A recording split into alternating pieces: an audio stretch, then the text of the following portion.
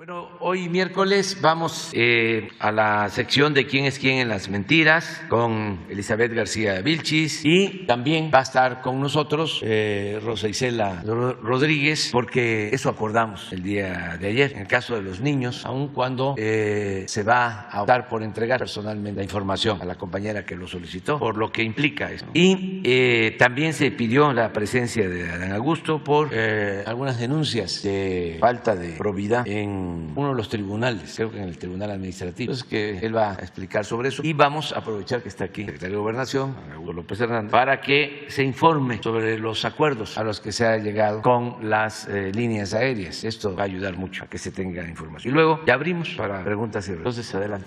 Buenos días, señor presidente, con su permiso, compañeras, compañeros. Hoy traemos dos notas que nos parecieron de suma importancia.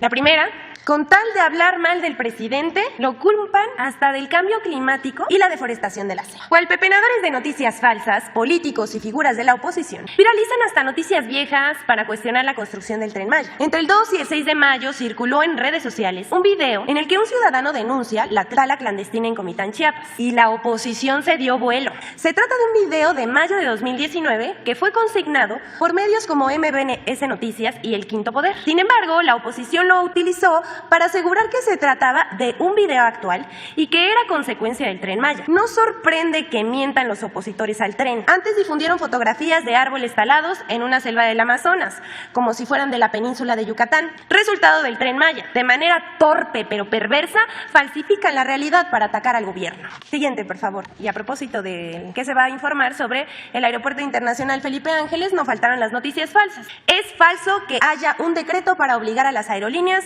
a volar desde el Aeropuerto Internacional Felipe Ángeles. A pesar de que el presidente Andrés Manuel López Obrador aclaró el 19 de mayo que no existe un decreto para obligar a las aerolíneas a incrementar sus vuelos al Aeropuerto Internacional Felipe Ángeles, los medios de comunicación se han dedicado a decir lo contrario, que se obliga a las aerolíneas a migrar al AIFA, lo cual no es verdad. Lo cierto es que hay un acuerdo entre aerolíneas y el gobierno mexicano en el que Aeroméxico, Volaris y Viva Aerobús ofrecieron agregar vuelos al AIFA. Aeroméxico informó que para octubre de este año tendrá 30 vuelos diarios en el AIFA. Sin embargo, esto ha servido para lanzar su nueva campaña para descalificar al gobierno del presidente López Obrador. Que Denise Dresser se inventa un decreto que reduce los vuelos y los manda a viajar desde el AIFA.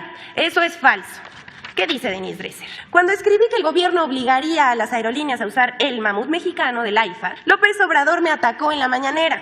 9 meses después, el gobierno decreta recorte de vuelos en el Aeropuerto Internacional de la Ciudad de México, precisamente para forzar eso que el presidente negó que ocurriría. Se equivocó 2 veces, pues no hay tal decreto. También dijo, bueno, lo cierto, también tenemos aquí el tuit, que si el AIFA es un capricho, como dice Jesús Ortega, que ahora es experto en aeronáutica. Y también tenemos a Héctor de Mauleón, que dice, pero había que darle gusto al autócrata. Controladores advierten alza del 300% en incidentes aéreos por rediseño.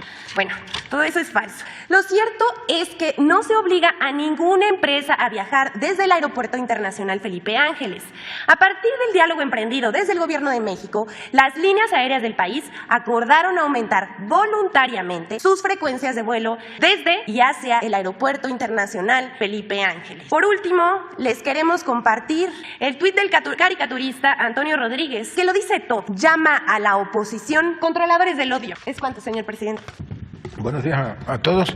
Pues primero, en referencia a la pregunta, al cuestionamiento que se hizo al día de ayer respecto de 11 denuncias presentadas en contra de los magistrados del Tribunal Federal de Justicia Administrativa, respetuosos de la autonomía de esa instancia jurisdiccional, pudimos corroborar el día de ayer que no son el número que se señaló de denuncias presentadas en contra de magistrados del Tribunal de Justicia Administrativa. Fueron 4 denuncias, ninguna de ellas fue presentada, como dolosamente se señaló, por el presidente actual del Tribunal Federal de Justicia Administrativa. Fueron presentadas durante el año del 2021, 2 de ellas el 26 de julio del 2021, 2 con fecha anterior por querellas presentadas por el anterior Procurador Fiscal de la Federación, Carlos Romero Aranda. Las 4 líneas carpetas de investigación se encuentran en trámite por parte de la Procuraduría Fiscal de la Federación.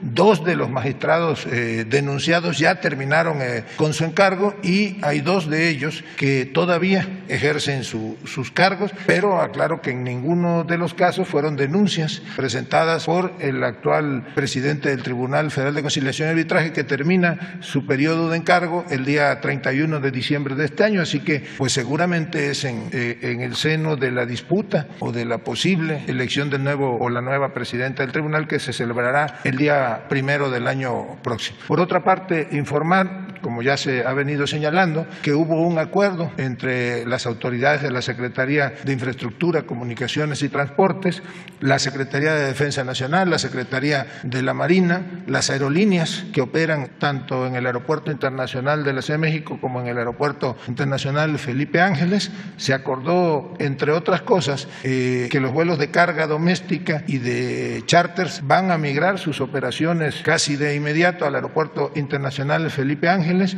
que en un periodo de 3 meses se va a regularizar también el que vuele al Aeropuerto Felipe Ángeles y se trasladen todas las operaciones de lo que es la carga internacional, porque en este periodo se está terminando la adaptación de las áreas de aduana, de bodega y de distribución. Esto es que antes de que termine el año todos los vuelos de carga internacional, doméstica y charters ya estarán operando en el Aeropuerto Internacional Felipe Ángeles. Las aerolíneas ofrecieron, y lo darán a conocer ya detalle en las próximas semanas, que van a aumentar el número de operaciones hacia y desde el Aeropuerto Felipe Ángeles. Si mal no recuerdo, el 15 de agosto, Aeroméxico a partir del 15 de agosto aumentará 10 frecuencias más y a partir del 15 de septiembre 20 frecuencias más, y así también las otras 2 aerolíneas. Acordamos también que dejarán de volar desde el Aeropuerto Internacional de la Ciudad de México todas aquellas aerolíneas que mantengan adeudos, ya sea por arrendamiento, por concepto de tarifa de uso de aeropuerto y otros adeudos. Igualmente se combinó con las autoridades aeroportuarias y con las empresas que ya no se permitirán a partir del día de ayer ningún vuelo no programado o no permitido, sino que se van a respetar única y exclusivamente las frecuencias o slots tal y como están convenidas hasta el verano del 2022. Ya no habrá, digamos, ni aterrizajes ni despegue de lo que se conoce como vuelos no permitidos o vuelos no programados. Básicamente ese es el acuerdo al que se llegó. Se reconoció que era falsa la nota que andaba circulando de un supuesto decreto para limitar el número de vuelos desde el aeropuerto de la Ciudad de México. Ese decreto nunca existió y lo que sí hubo fue pues un acuerdo, un entendimiento entre autoridades y las empresas que operan en el aeropuerto. Buenos días a todas y todos. Por instrucción del señor presidente, presento a ustedes a la pregunta de ayer de la compañera reportera un breve resumen de a dónde van las investigaciones del lamentable caso de un abuso que se dio en un albergue de una asociación civil. En febrero de 2021 se dio a conocer que 2 menores de edad fueron víctimas de abuso sexual en un refugio de la Asociación Civil Comisión Unidos contra la Trata. Los agresores también se trataba de 2 menores de 15 y 16 años de edad.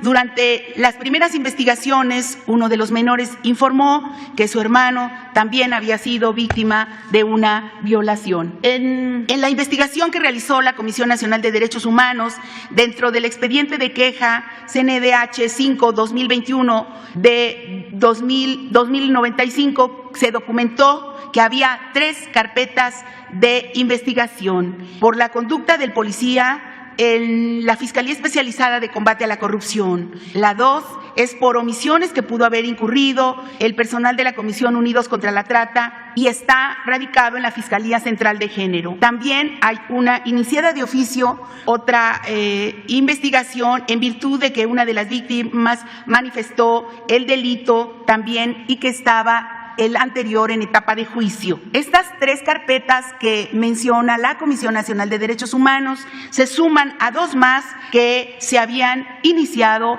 cuando se denunciaron los hechos. También se documenta que una de las víctimas fue puesta a disposición de la Procuraduría para la Protección de las Niñas y Niños y Adolescentes y otras 2 fueron ubicadas en un albergue de la Fiscalía en Toluca. También decir que derivado de esta queja ante la comisión que motivaron estas recomendaciones, emitió 28 recomendaciones el pasado 31 de marzo. ¿En qué va? En recomendaciones 8 que corresponden a la Procuraduría Federal de Protección a Niñas y Niños y Adolescentes, que actualmente están atendiendo una por una. También hay una recomendación al Gobierno del Estado de Coahuila, de Zaragoza, al Gobierno del Estado de México, a la Fiscalía General de Justicia del Estado de México. En relación con los avances de la recomendación de la queja ante la Comisión Nacional de Derechos Humanos, las autoridades de la Procuraduría Federal de Protección de Niñas y Adolescentes, el Gobierno del Estado de México y la Fiscalía General de Justicia del Estado de México se encuentran, como bien dice la queja, en vías de cumplimiento de pruebas. Por el Estado de Coahuila no ha hecho pronunciamientos al respecto. En relación con los avances judiciales, finalmente diríamos, y nosotros tenemos que ser muy cuidadosos de la victimización de los niños que están relacionados en este caso. Entonces, en el caso 1, ya en los avances judiciales, el 26 de abril de 2021, el Tribunal del Enjuiciamiento Especializado en el Sistema Integral de Justicia Penal para Adolescentes dictó sentencia condenatoria a los adolescentes Miguel Adrián y Enrique Javier por el delito de violación equiparada cometida en agravio de otro menor, en el que se contempló el pago de reparación de daño también. En enero de este año se llevó a cabo una sesión individual del proceso restaurativo. En el caso 2, el 18 de septiembre del 2020 se logró obtener orden de aprehensión en contra del adolescente Enrique Javier por el delito de violación en agravio de otro menor, el cual se cumplimentó, pero el 24 de septiembre se dictó auto de no vinculación a proceso, por lo que en octubre de este mismo año se interpusieron recursos de apelación. Actualmente se está en etapa de investigación. En el caso 3, el 10 de julio de 2021 se dictó auto de vinculación a proceso en contra de los dos adolescentes por el agravio en contra de otro menor, imponiéndoles como medida cautelar el resguardo domiciliario a cargo del DIF estatal en Villa Juvenil. Y decir finalmente que se continúa el juicio en etapa de desahogo de pruebas por parte de la Fiscalía del Estado de México. Yo de todas maneras, señor presidente, de acuerdo a su instrucción, quiero entregarle a la reportera que preguntó los detalles que no se pueden decir hasta donde nos ha permitido precisamente no se puede decir la totalidad, pero lo que sí se puede decir públicamente que se resume en lo de hoy. Adelante, presidenta, o empezamos. Adelante. Sí, porque ustedes. Gracias, buenos días. Nancy Flores, de la revista Contralínea. Preguntarle sobre este tema porque la Comisión Nacional de los Derechos Humanos en esta recomendación 72-2022 apunta que el Estado mexicano tiene una responsabilidad respecto del cuidado de los niños por pues este principio de interés superior de la infancia, ¿no? Entonces, preguntarle sobre el Gobierno de México qué va a pasar, porque de estas 5 carpetas de investigación, una de ellas estaba destinada a investigar el tema de las responsabilidades de Rosy Orozco y los cuidadores de los niños. En ese sentido, pues saber cómo va esa carpeta de investigación, sobre todo entendiendo que ni los refugios estaban autorizados por la autoridad, ¿no?, al respecto, que el DIF nacional también envió niños a estos refugios para que se les cuidara. Estos niños, hay que decirlo, eran de por sí víctimas de trata de personas, en algunos casos eran víctimas de trata sexual y en ese sentido necesitaban, y además ahí se dice específicamente en la recomendación de la CNDH, necesitaban un cuidado especial en el cual se les brindara atención psicológica y no estuvieran, digamos, con toda la población infantil. Otros niños son víctimas de trata laboral, por ejemplo, y convivían en espacios que ni siquiera habían sido edificados para estas funciones. Eran departamentos y eran casas habitacionales que les habían donado, en este caso, el gobierno de Felipe Calderón Hinojosa. Entonces, preguntarle qué va a pasar con las responsabilidades de Rosy Orozco, quien ya se encuentra encuentra en Estados Unidos y de la Comisión Unidos contra la Trata, ¿cuál va a ser la responsabilidad de esta organización, de esta asociación civil, entendiendo que el Estado mexicano tiene una responsabilidad con estos niños que de por sí eran víctimas y que incluso los dos niños que han sido ya juzgados en uno de los dos casos, pues son víctimas también, consideradas como víctimas por la propia Comisión Nacional de los Derechos Humanos? Yo decirle primero que tenga la certeza que las carpetas de investigación que están radicadas en el Estado de México y también en la Ciudad de México aún están abiertas. Todavía faltan varios pasos en el proceso de judicialización y que aún la Fiscalía y los jueces tienen varios procesos abiertos. Entonces, todavía no está dicha la última palabra. Nosotros estamos esperando esa parte, digamos, del propio proceso judicial. Pero también hay un grupo de trabajo que está atendiendo precisamente la problemática que existe, es real, a la que usted se refiere, sobre algunos albergues, digamos, particulares y en especial los que tienen los temas de tratas, no solamente de trata, no solamente de niños, sino también de mujeres. Y ahí hay una investigación abierta de este grupo de trabajo que encabeza los servidores públicos de varias dependencias, entre ellos Gobernación, también está el DIF y la Secretaría de Seguridad, por mencionar algunos, en donde estamos tomando decisiones respecto de ese caso. Aún sigue abierto porque no ha terminado el proceso judicial. Pero el DIF, efectivamente, en la carpeta que le estoy entregando, hay algunas actuaciones que están realizando. Sí, es de atención especial, primordial a lo que usted alude, con mucho gusto. No están cerrados la carpeta en concreto y siguen las investigaciones. Y preguntar también, porque en esta recomendación de la CNDH se identifica a 16 funcionarios de los gobiernos federales, estatales, en el caso de Coahuila y del Estado de México, que habrían posibilitado la impunidad en el caso de las dos personas, de las tres personas ligadas a los refugios, entre los cuales suponemos que está Rocío Orozco.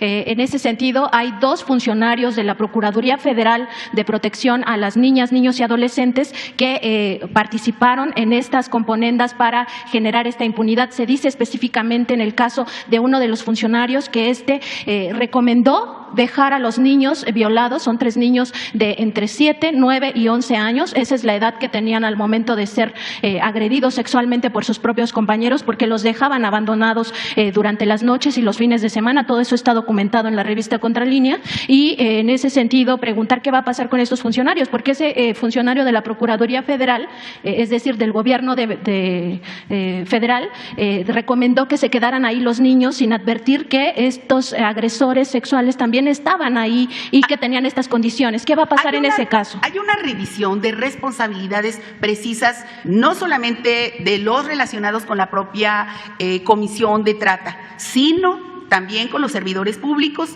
y no hay impunidad en este caso.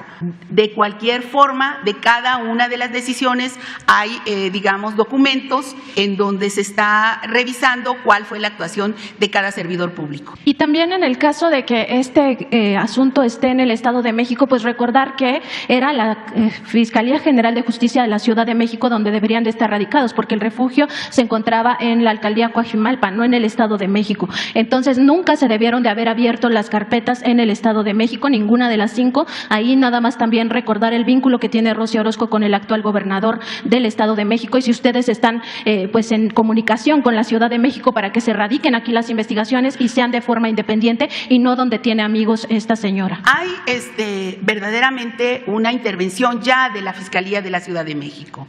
Entonces estamos pues cerrando la pinza porque también ya hay un proceso que está en manos del juez. Entonces, ya hay intervención de la Ciudad de México. Y en ese sentido también conocer qué se está haciendo específicamente con esta intervención de la Ciudad de México. ¿Se van a abrir investigaciones o qué es lo que están haciendo?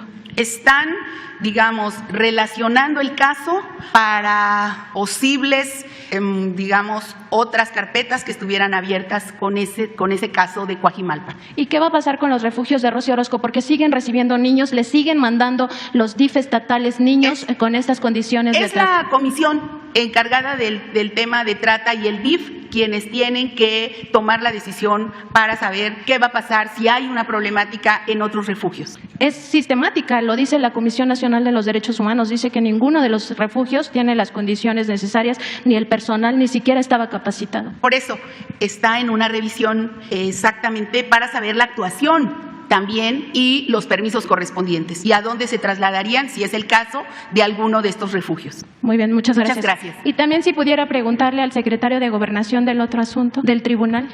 Respecto del Tribunal Federal de Justicia Administrativa, bueno, comentar que son denuncias que se hicieron ante la Procuraduría Fiscal en el periodo del ex procurador fiscal que acaba de terminar, y de estas solamente 4 se volvieron querellas. Eso es una realidad, y también es una realidad que existe este cambio, ¿no? Esta siguiente elección que va a haber de magistrado presidente. Nada más preguntarle si tuvo la oportunidad de hablar con los 11 magistrados que están involucrados en estas denuncias que se hicieron en su momento en la Procuraduría Fiscal, y sobre todo si ha tenido oportunidad de revisar el tema de las acusaciones en contra de todos los magistrados por temas de corrupción, donde se habla incluso de amaños de juicios, recordando que este Tribunal Federal de Justicia Administrativa lleva a cabo estas querellas por parte de grandes contribuyentes, por ejemplo, ¿no? Donde se quejan de que les están cobrando de más, que son grupos de interés pues muy específicos, transnacionales incluso, que llevan sus asuntos a este tribunal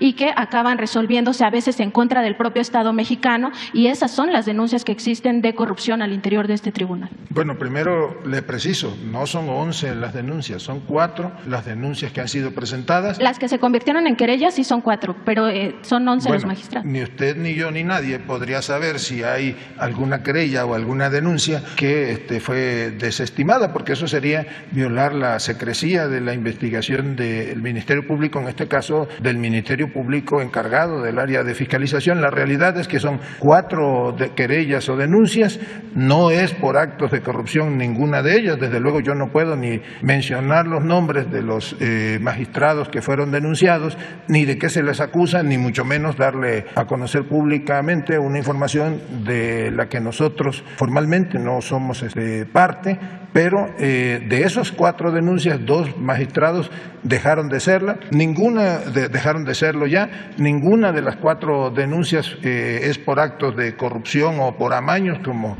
usted señala, y no tenemos conocimiento de que haya sido presentada alguna otra denuncia. Consultamos incluso en la Fiscalía Anticorrupción y es negativa la información.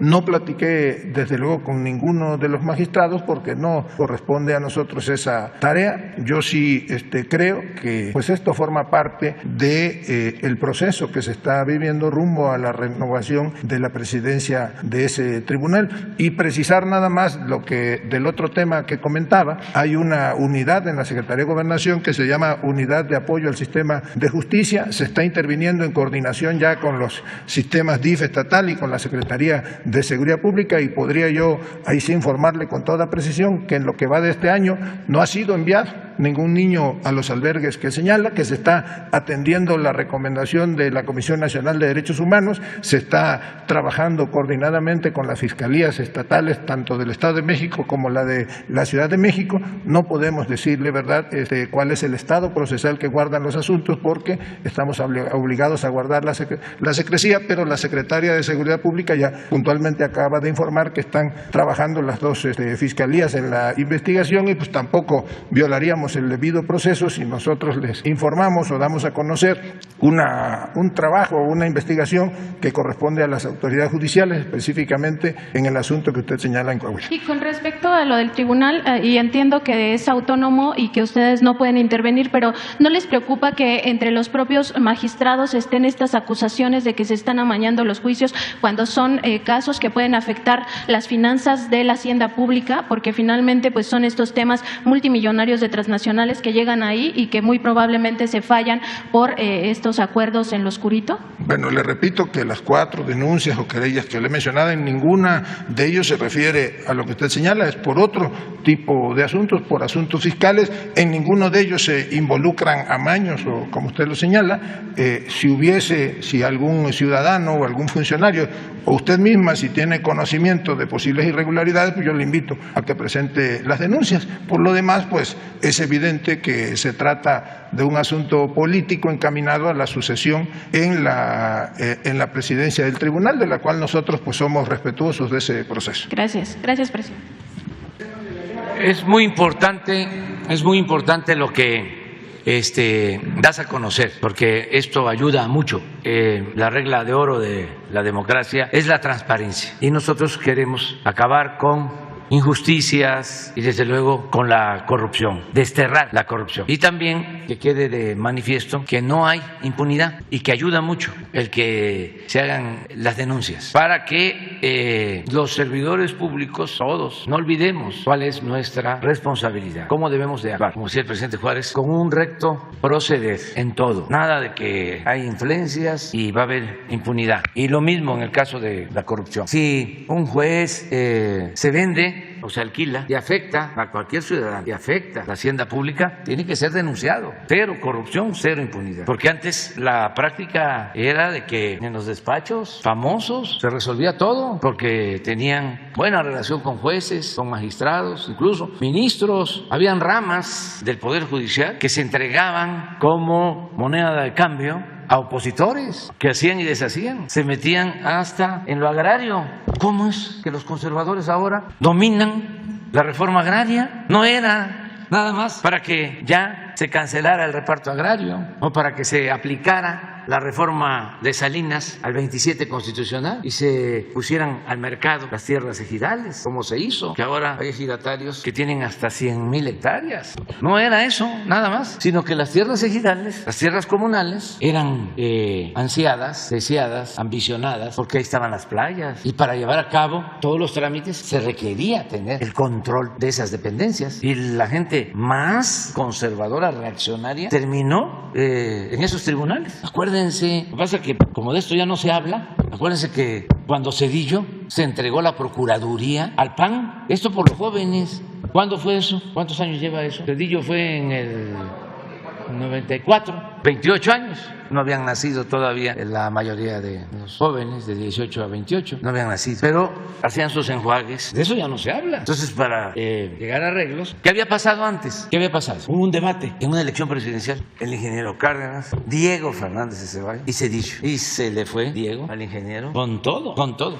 Mostraba papeles con falsedades de que se habían quedado la familia Cárdenas con terrenos en Michoacán. Y salió triunfante del debate. Diego. Se fue para arriba en las encuestas. Todo esto para no olvidar. Y de repente desaparece Diego. ¿Qué se hizo Diego? Estaba arriba de Zedillo. Se desapareció. Más de un mes, imagínense, un candidato a la presidencia. Y ya viene la elección y gana Zedillo. Y entre sus enjuagues le entregan la procuraduría al PAN. Lozano Gracia. Y ahí estaba Diego, la procuraduría. No con cargo, sino como consejero, asesor, arreglando todo. Pues esto se siguió aplicando como estrategia y se repartían los tribunales y el Poder Judicial casi completo. No generalizo, hay gente recta, pero se echó a perder por completo el Poder Judicial, porque fue parte de las concertaciones, de los acuerdos. Entonces no dudo que todavía existan, ¿no?, permanezcan estas personas en el Poder Judicial, en los tribunales, y hay que ir denunciando para seguir limpiando. Y nunca más estas componendas, estos arreglos. Es como si ahora que presentamos la iniciativa para la reforma constitucional en materia eléctrica, hubiésemos negociado a cambio de dinero, porque así se hacía. Hay constancia, compraban los votos o les cedían gobernaturas. Cuando el fraude del 88, después viene el arreglo y creo que al año siguiente vienen elecciones estatales en Baja California y en Michoacán. Todo esto para los jóvenes. Y en Baja California no quiere decir que no ganó el PAN. Sí ganó, pero no le metieron el acelerador del fraude, que es lo que hace la diferencia, o lo que hacía la diferencia. Dejaron libre y gana Rulfo, Ernesto Rulfo, gana el primer gobernador. Creo que el mismo día es la elección en Michoacán y como era la izquierda, la fuerza progresista, ahí le metieron todo el acelerador del fraude. Compra de votos al por mayor. Hay hasta imágenes de cómo detienen a personas con portafolios. Me acuerdo de uno en una camioneta que llevaba un portafolio de dinero y que se sentó en el portafolio el día de la elección. Y la gente deteniendo la camioneta y de repente arranca la camioneta con un grave riesgo de atropellar a la gente y se escapa. Y pues no solo el fraude, represión, muchos muertos en Michoacán y en Guerrero y en otros estados, en Morelos. Entonces, mediante el acuerdo se avanzaba. Por eso se empezó a decir de que existía un contubernio que ya ahora ya es público y notorio. Pero en aquel entonces todo eso se hacía en oscurito y todavía había la duda, porque no se descaraban tanto. Acabo de ver hace unos días, creo que fue ayer, a ver si lo consiguen, meeting. Van a decir que eso no nos corresponde a nosotros, pero esto es enseñanza, orientación, concientización, para comprender por qué tanto coraje de los opositores, ¿no? Es un acto de una candidata, creo que del PRI o del PAN, al final creo que se define del PRD, de todo este mecanismo, ¿no? De lo más extraño, toda esta mezcolanza en que se convirtió la oposición, o sea, cómo el PRI se une al PAN, cómo el PRD se une al PAN y al PRI. Bueno, los principios del programa. Ya hemos visto aquí cómo en historia de la formación de los partidos políticos en México, cómo se funda el Partido Comunista en 1919, el PNR, que es el actual PRI, después de varias transformaciones, se fundó en 1929, Partido Nacional Revolucionario, luego en el 38 pasa Partido de la Revolución Mexicana, en el sexenio del general Lázaro Cárdenas, y al año siguiente, en el 39, para oponerse a la expropiación petrolera y a la política popular y patriótica del general Cárdenas, surge el PAN en 1939, y luego como el PRI, surge porque el Partido de la Revolución Mexicana se convierte en 1946 en PRI, Partido de Revolución Institucional, y como luego hay la alianza con Salinas en el 88, esto que me estoy refiriendo, y se unen, pero no tan abiertamente, sino todavía fingían y engañaban que eran distintos. Surge en 1989 el PRD y ahora todos juntos, con historias distintas. Con todo respeto, pues, las posturas de Manuel Gómez Morín como opositor, fundador del PAN, pues no tenían que ver con el PRI, como tampoco tenía que ver con el PAN de Lázaro Cárdenas, ni Adolfo López Mateo, ni quienes fundamos el PRD. ¿No tienes ya eso? A ver, fíjense esas cosas, fíjense eso. Ponle volumen. ¡Vamos en coalición! También es un orgullo compartir esta coalición con el PAN, pero sobre todo, para mí es un orgullo pertenecer al PRD. Un orgullo representar a mi partido, el Revolucionario Institucional. Un orgullo representar a mi partido, el Revolucionario. Bueno.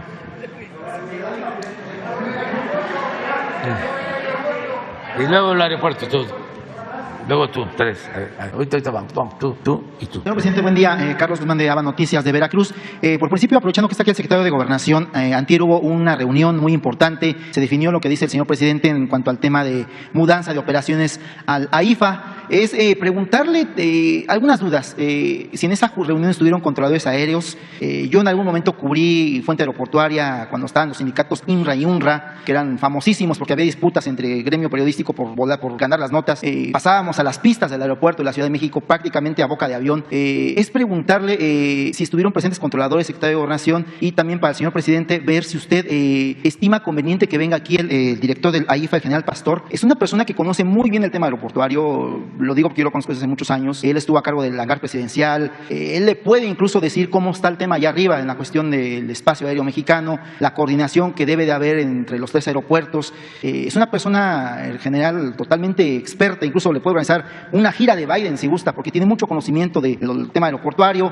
Que le comente a la gente con santos y señas, como se dice en el argot popular, de cómo está el tema, hay riesgo, no hay riesgo, por qué no hay riesgo. Incluso Vox Populi por ahí dicen que a los controladores de 2 líneas europeas les pagan el triple por venir al aeropuerto de la Ciudad de México a trabajar, a traer vuelos, porque es el tercer aeropuerto con más riesgo en la cuestión del mundo. El primero es uno de Italia, el segundo es uno de Bogotá, el tercero Ciudad de México. Es preguntarle sus temas si es que estuvieron controladores aéreos. Dicen que faltan más de 300 controladores aéreos en el aeropuerto.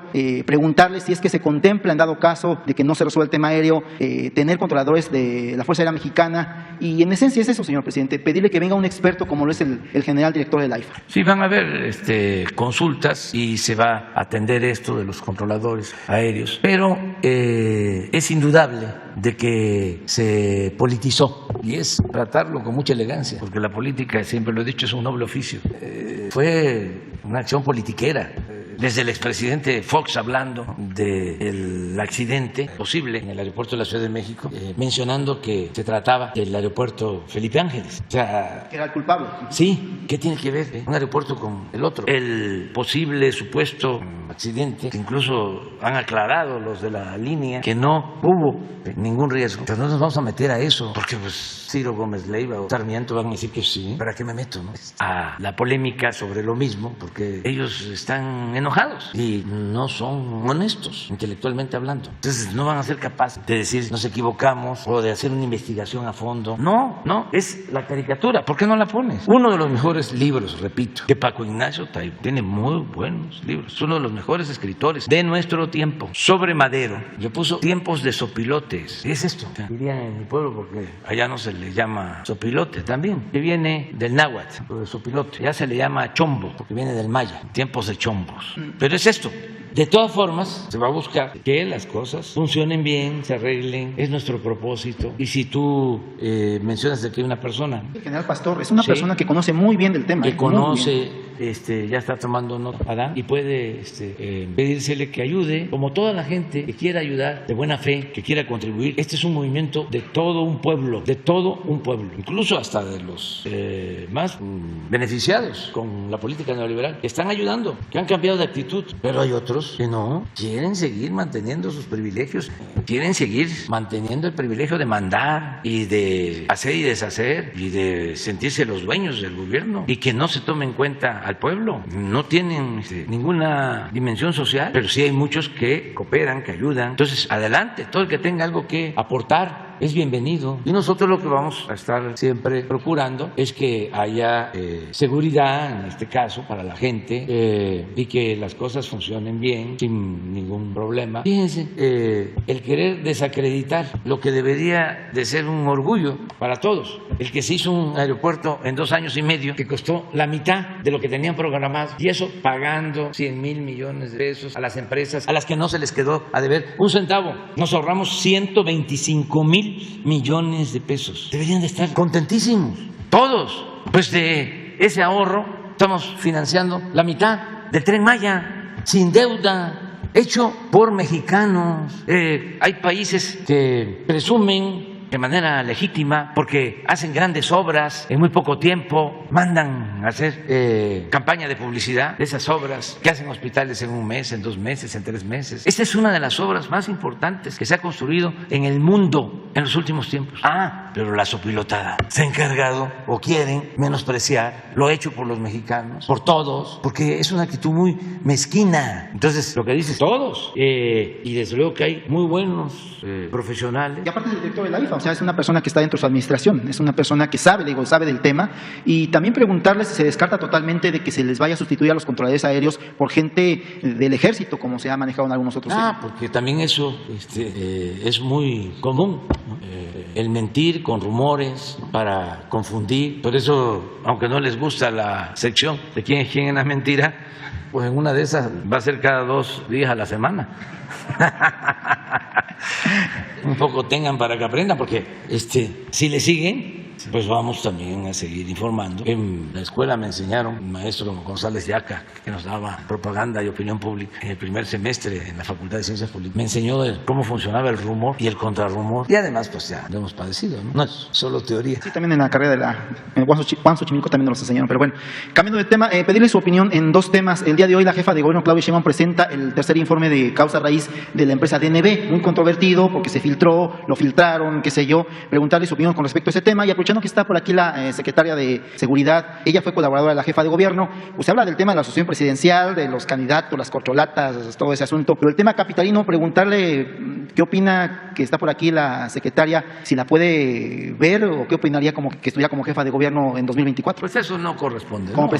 como jefa de gobierno. Aunque ella es libre, ¿no?, de expresar. Pero lo que sí puedo decir es que la jefa de gobierno tiene todo nuestro apoyo y es una mujer íntegra, recta, honesta y que también pues está siendo sometida a fuertes presiones. Pero es la temporada, es lo que tendrá que venir. Y pues es natural que esto suceda. Ya hemos hablado de que no debe haber tapados, ni mujeres ni hombres. Claro, que siguen haciendo su trabajo, sirviéndole al pueblo. Eso es lo más importante. Lo más importante de todo es la transformación. El poder solo se convierte en virtud cuando se pone al servicio de los demás. Eso no hay que olvidarlo nunca. El poder solo tiene sentido y se convierte en virtud cuando se pone al servicio de los demás. Cuando, sinceramente, preocupa la pobreza, la marginación, el sufrimiento de los demás. Cuando se le tiene amor al prójimo. Cuando se busca la felicidad de la gente. Ese es el poder. Por eso la justicia siempre debe triunfar sobre el poder de los oligarcas, que eso es otra cosa. Eso es el poder para acumular riqueza, para imponerse, para poner al servicio el Estado a los intereses de los que realmente mandan. Entonces todos tienen posibilidad de participar, todos tienen posibilidad de participar y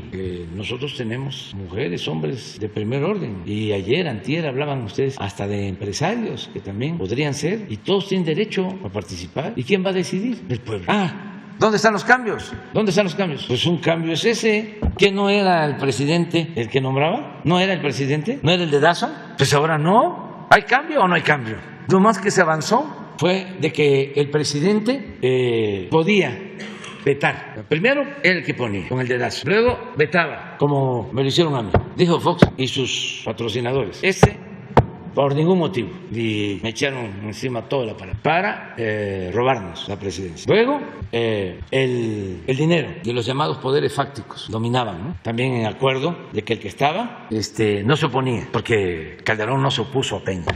Y luego ya estamos en un tiempo en que no hay candidato preferido. Va a ser la gente la que va a decidir quién va a ser el candidato de nuestro movimiento. Yo lo que he propuesto es que se haga una encuesta y el que salga mejor, evaluado por el pueblo, ese sea, mujer o hombre, y a ese voy a apoyar, el que quiera la gente, sí, de claro. Y luego viene la elección y también el pueblo va a elegir y vamos a garantizar que las elecciones sean limpias y libres, sin fraude, como pasó en las otras elecciones, estas intermedias, de que por primera vez no se compró votos. Cuidar que desaparezca el fraude electoral. Entonces, no hay problema, ese es el cambio, vamos a seguir avanzando en ese propósito.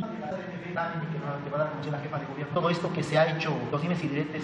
Pues hay que esperar lo que ella informe. Yo lo único que puedo decirles es que le tengo confianza, que es una mujer recta, honesta, como le tengo confianza para que no vayan a estar interpretando. Le tengo mucha confianza al secretario de Gobernación, bueno, sí, por eso lo invité a que me ayudara, porque es mucho el trabajo, tengo que estar atendiendo varios asuntos y por eso lo invité y me ha ayudado mucho. El secretario de Relaciones Exteriores, Marcelo Ebrard, me ayuda muchísimo. Ahora que ayer dimos a conocer que si nos invita a todos, pues que nosotros no lo veríamos bien, porque ¿cómo es una cumbre de las Américas sin todos los países de las Américas?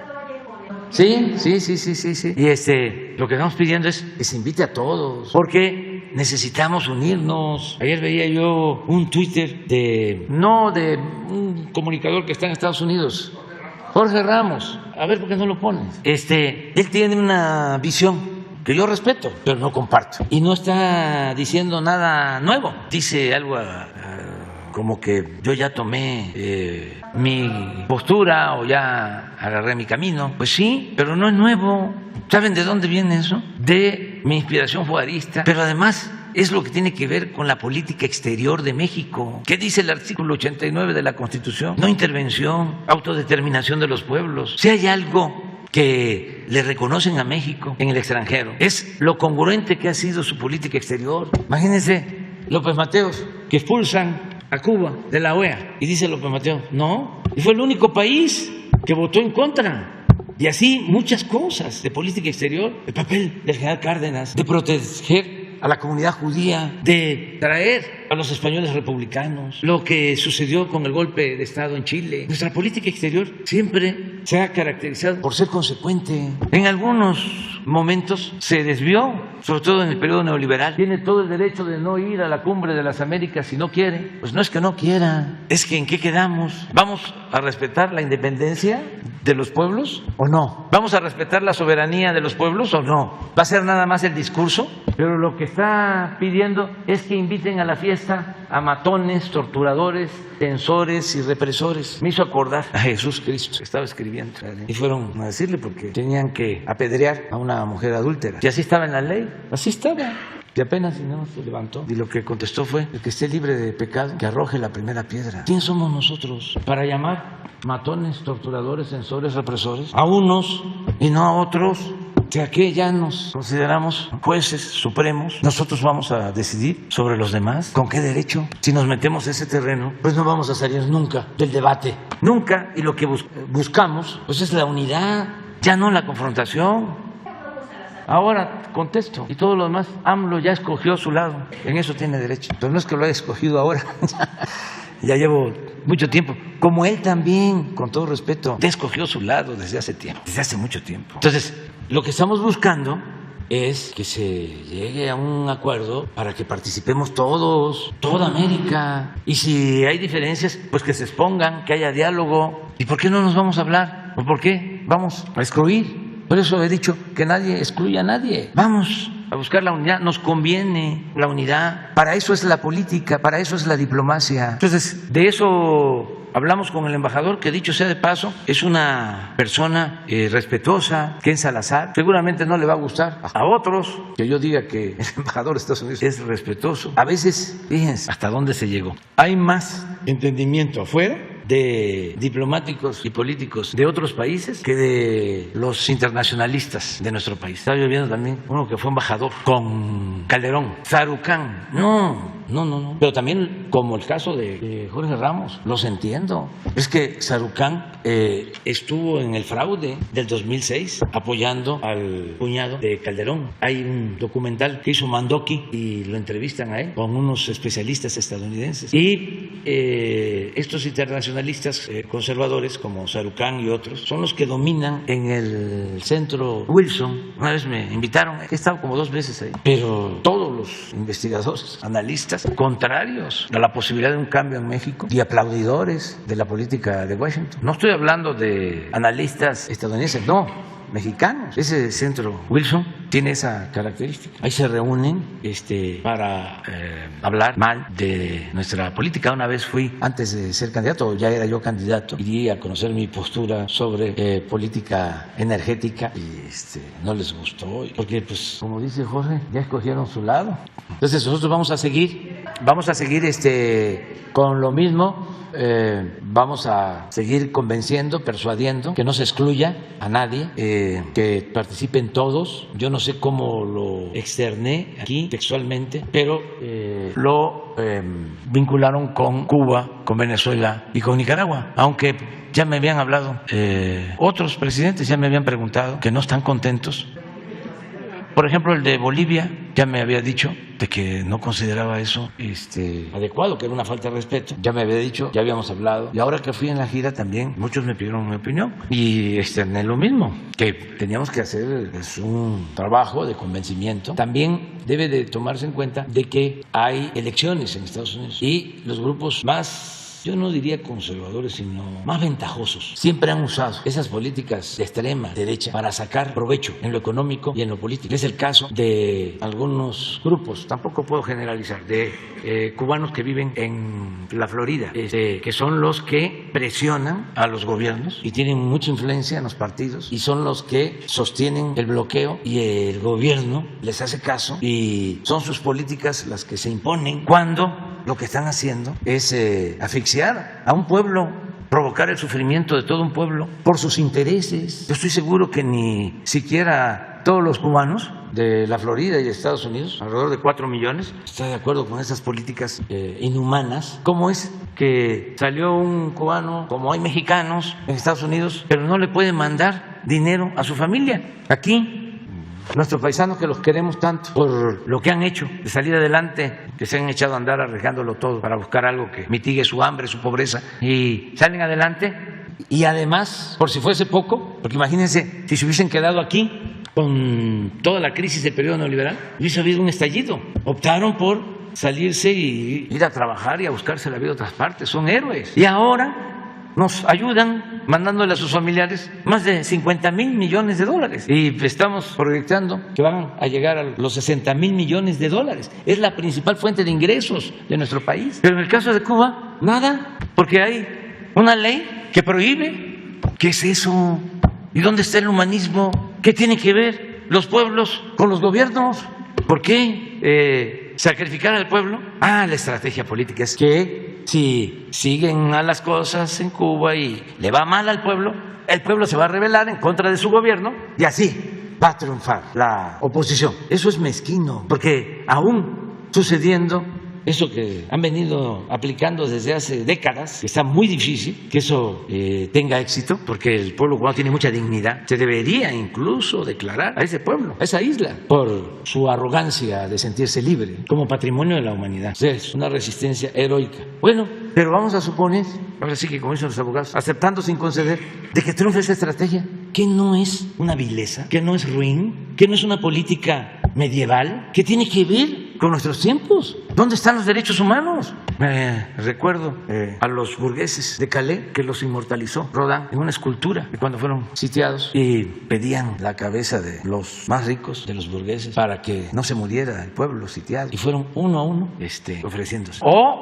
Los pueblos que han resistido este tipo de sitios y que se han inmolado por la dignidad de los pueblos. Entonces, yo le tengo mucho respeto al presidente Biden. Él es una gente humana. Entiendo sus circunstancias por estos malandrines a los que hice referencia, que están ahí presionando, pero ya es tiempo de cambios. Y decirle al presidente Biden que así como va a tener esa oposición, también si toma una decisión de invitar a todos los pueblos de América Latina, van a saber reconocerlo, porque se abre una etapa nueva. Inauguramos una etapa nueva para el diálogo, para el entendimiento, para resolver nuestras diferencias, respetándonos, y además para unirnos como la Comunidad Económica Europea, como la Unión Europea, y fortalecernos como región. Eso es un gran legado a las nuevas generaciones. Entonces, Marcelo me ayuda en eso, regresando al tema, y así me ayudan todos y todas.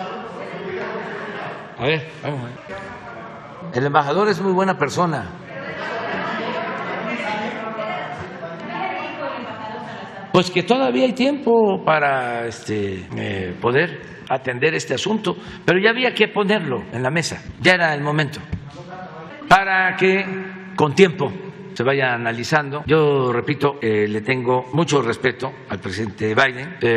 Él fue vicepresidente cuando el presidente Obama fue a Cuba, estuvieron en una cumbre. Es más, en la última cumbre se invitó a todos y fue una cumbre organizada por el Partido Republicano. Estaba en la presidencia el presidente Trump. ¿Pero por qué ese cambio ahora? Al contrario, sí hemos avanzado mucho en el entendimiento y nos necesitamos. Están creciendo otras regiones del mundo, se están integrando. ¿Por qué no nos unimos en todo el continente americano? No hay problemas graves, podemos llegar a acuerdos. Ya nuestros pueblos lo que quieren es que haya progreso con justicia, no los pleitos, no las confrontaciones, no las cargas ideológicas. Juicio práctico. Vamos a que no sufran nuestros pueblos. Vamos a aplicar la política de ayuda mutua, de amor al prójimo. No es el poder por el poder, el imponernos, la hegemonía. Eso se impuso hace 200 años. ¿Qué? ¿No vamos a cambiar? ¿Va a ser lo mismo? Se necesitan las transformaciones. Son tiempos de cambio. Ya no se puede poner vino nuevo en botellas viejas. Y es un sentimiento de millones de latinoamericanos, de todos los pueblos de América. Entonces yo creo que sí es importante esto y no evadir la discusión, el debate respetuoso. Sería algo excepcional, extraordinario, un ejemplo de que en los hechos buscamos hermanarnos. Y todos tenemos que respetarnos. Al momento de que se invita a todos, ni modo que el que está invitando va a actuar de manera irrespetuosa o el que llega va a ir a insultar. Ya es otra cosa. A todos nos obliga un acto así a la prudencia, a autolimitarnos y a tratar los temas de fondo para conseguir sociedades mejores. Ese es el propósito, eso es lo que estamos buscando. A ver. Buenos días, señor presidente. Buenos días, señores del gabinete. Eduardo Esquivel Ancona, SDP Noticias. Lo primero que quisiera preguntar es ¿qué se está haciendo o ya estamos a punto de recuperar la categoría 1 de seguridad aérea? Esto se lo digo porque esto impulsaría mucho al AIFA, ¿no? Ya recuperar eso, porque ya se podrían establecer nuevas rutas hacia los Estados Unidos y ser más internacional el vuelo. ¿Y qué hay de cierto de una empresa, una línea aérea nueva que se llama Araela, de José Luis Garza, de un empresario que dicen que van a tener rutas del AIFA a Estados Unidos y a varios lugares del país? ¿Qué hay de cierto de esta empresa? Ojalá y sí sea cierto. Esa sería mi primera pregunta. Sí, pues se están haciendo todos los trabajos para recuperar la categoría en el aeropuerto de la Ciudad de México, en todo el país. Se está trabajando en eso, lo está viendo la Secretaría de Comunicaciones, entregando toda la información, y lo está haciendo también la Secretaría de Relaciones Exteriores. No tengo información sobre la nueva línea. Lo que sí hemos dicho es de que hay facilidades para tener nuevas líneas aéreas, porque hay muchos sitios que requieren de aviación comercial. Hay aeropuertos que requieren de que lleguen los vuelos. Entonces estamos también en eso, dando oportunidades y facilitando permisos en el caso de que se trate de líneas aéreas serias y que quieran empresarios invertir. Nosotros ayudaríamos en esto. En una segunda pregunta, señor presidente, ¿qué opina usted o cómo ve este caso de la nueva narrativa que están haciendo la oposición, diciendo que la contaminación de la Ciudad de México solo se debe a la termoeléctrica que está en Tula, que usa combustóleo, pero dan las noticias así, inclusive la senadora Xóchitl Gálvez dice que había vivido engañada, que eran los automóviles los que contaminaban, pero creo que ahora sí está engañada, porque según los científicos que han estudiado esto, el 60% de la contaminación de la Ciudad de México se debe a los automóviles y al tránsito, al mayor tránsito. Y este es por un lado, pero esta narrativa de los conservadores va más allá.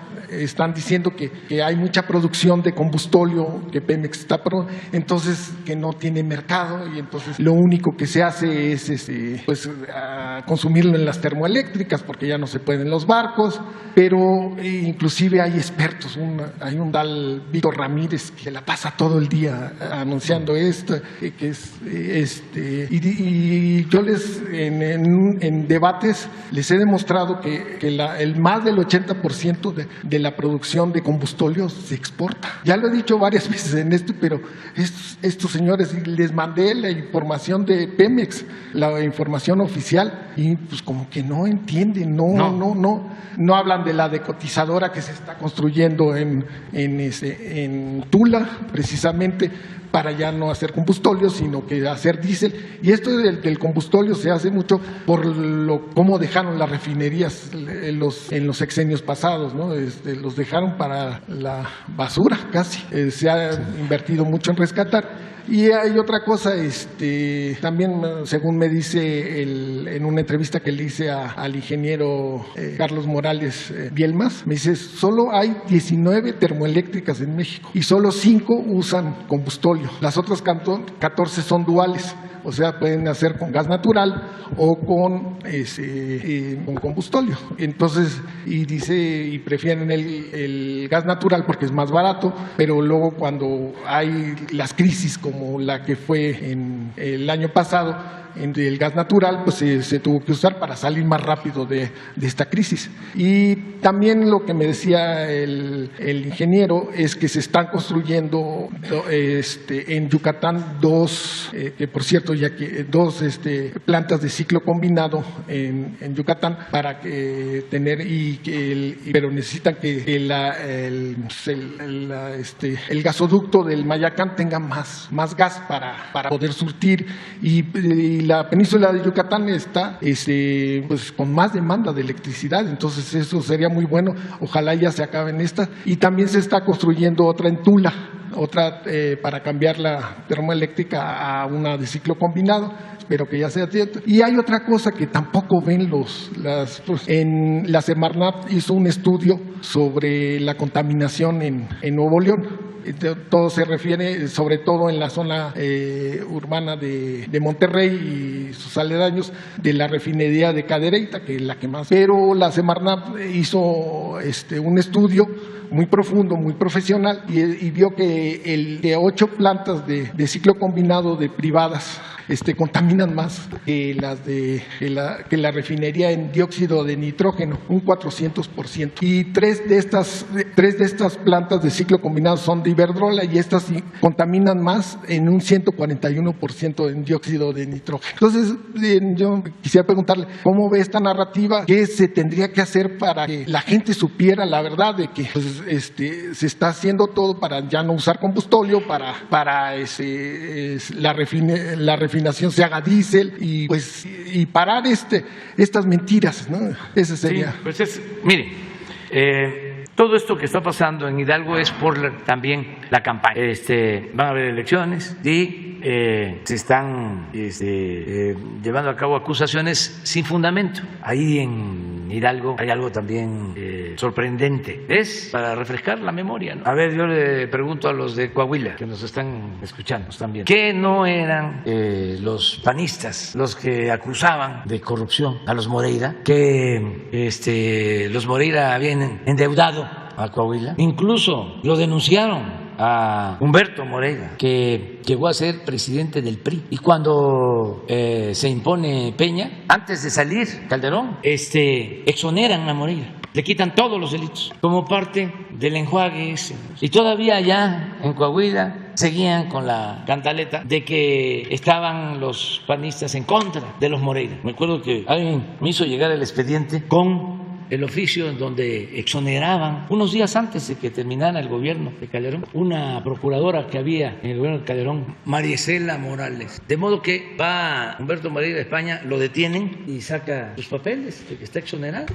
Ahora resulta en Hidalgo un Moreira, Rubén, aliado al PAN, así como la compañera que vimos aquí, igual. Y la señora Xóchitl Gálvez, pues lo mismo. Hace unos días, no vayan a creer que estoy todo el tiempo lloviendo las tablas, pero de vez en cuando, ¿no? Tengo ahí una selección. Ya sé, pues, a quién voy a ver. No veo a todos porque si no, no trabajo, ¿no? Pero son tan predecibles, tan obvios, que ya voy con ellos y ahí me sirve de referencia. Entonces vi una declaración de Xóchitl Gálvez cuando la refinería en Tula, y ella dice, le he pedido al presidente Calderón que ponga aquí la refinería, y se va a poner aquí la refinería, que no hicieron nada, pues. Sí, la barra, nada más. Pero ahí está. Bueno, y pues constantemente. Ayer, que van a poner, si ganan, el tren Tolteca. El tren Tolteca, ¿no? Cuando menos ya no van a estar en contra del Tren Maya, ¿no? En estos días. Pero, ¿qué podemos decir sobre el combustóleo? En efecto, como se abandonaron las refinerías, no se hicieron plantas para procesar el combustóleo y exprimirlo más, sacarle gasolinas, y no solo obtener más renta, sino dejar de contaminar, porque el combustóleo sí contamina más. En Tula, el sexenio pasado, con Odebrecht iniciaron una coquizadora para tratar el combustóleo de la refinería de Tula y la dejaron tirada. Quienes viven en todo el trayecto desde Tuxpan hasta Tula saben cómo transportaban unos tanques enormes, quitaban puentes para poder transportar todo ese equipo. Pues todo eso significó una inversión de alrededor de $2,000 millones. Se quedó ahí y tuvimos que tomar la decisión si dejábamos que se convirtiera en chatarra todo ese equipo o reiniciar la construcción. Y optamos por lo segundo y ya se está construyendo la coquizadora de Tula. Estamos destinando 2.500 millones de dólares adicionales. Es una inversión como de 50.000 millones de pesos en Tula. Y se va a tener ya esa coquizadora y eso va a significar que ya no va a haber combustóleo. Esa es la buena noticia. Y vamos a procesar ahí el combustóleo de Salamanca y de Tula, porque va a tener capacidad la coquizadora. Entonces se va a dejar de contaminar, que como tú dices tampoco es por esa razón que existe la contaminación en el Valle de México. Sin embargo, estamos en temporada de elecciones y utilizan todo. Pero la buena noticia para la gente de Tula es que ya tenemos el presupuesto, los 50.000 millones de pesos. La buena noticia es que son cerca de 10.000 empleos en la construcción de esta obra, que la vamos a tener terminada para finales del año próximo. Esa es la buena noticia. Ya que andamos en esto, también la buena noticia es que acabo de estar en Ciudad Sagún y ya inició la construcción de los trenes y los vagones para el Tren Maya en Ciudad Sagún. Y esto significa una inversión de más de 40.000 millones de pesos, que va a ayudar mucho a obreros de esta zona del estado de Hidalgo. No me pueden multar por estar hablando de esto, de Hidalgo, porque tú me lo preguntaste y además te van a multar a ti. ¿O me vas a ayudar? Muy bien, ya, vámonos. Mañana. Mande.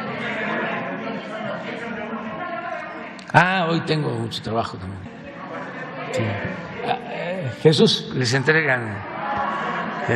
va a entregar la agenda. Tenemos bastante trabajo. ¿Con quién? Sí, tenemos bastante trabajo. Jesús les comenta. Bueno, que la pasen bien ustedes.